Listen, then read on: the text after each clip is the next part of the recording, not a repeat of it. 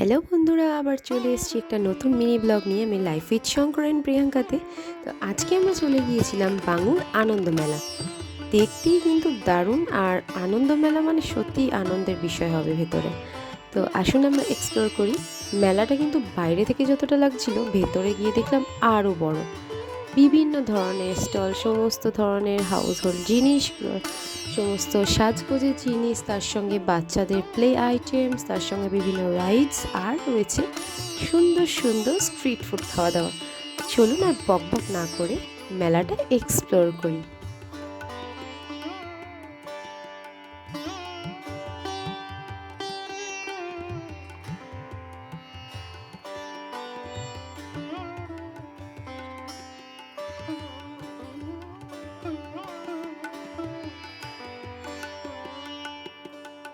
প্রথমেই আমরা শুরু করলাম চায়ে চুমুক দিয়ে, কফিতে চুমুক দিয়ে। যা ঠান্ডা পড়ছে কলকাতায়, কফি ছাড়া কিন্তু একদম চলবে না। এই যে বিশাল বড় একটা জায়ান্ট হুইল, আমার চড়ার ভীষণ ইচ্ছা, কিন্তু আমাকে চড়তে দেওয়া হয় না কোনোদিন। কিন্তু আমরা এই ড্র্যাগন রাইডটা অবশ্যই চড়েছি। সেখানে ভিডিওটা তোমাদের সাথে শেয়ার করছি। এই যে ড্র্যাগন রাইডে আমরা বসে আছি, অসাধারণ লাগছে। সেই একটা ছোটোবেলার ফিলিংস কিন্তু আবার চলে আসছে। পাশে কিন্তু আমাদের ছোট্ট আদিত্রি আছে, আর ওর পাপাও আছে।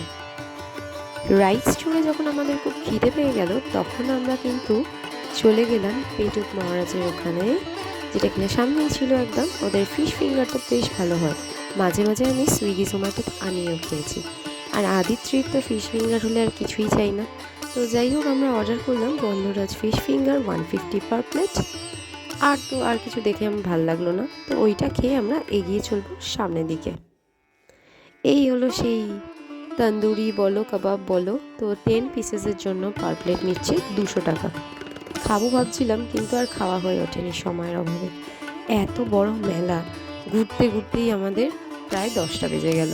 আর গলার অবস্থা কেন এরকম, হাওয়া লেগে ঠান্ডা লেগে, সেই জন্য। আর তো দার্জিলিং ঘোরা ছিলই, সেটার ব্লগ কিন্তু আসবে খুব তাড়াতাড়ি এডিটেড টাইম। এই যে আমাদের আদিত্রি রাইডস চড়তে চড়তে ওর কিছুতেই বিরক্ত আসে না, ও কিন্তু আবার রাইডসে উঠে গেল।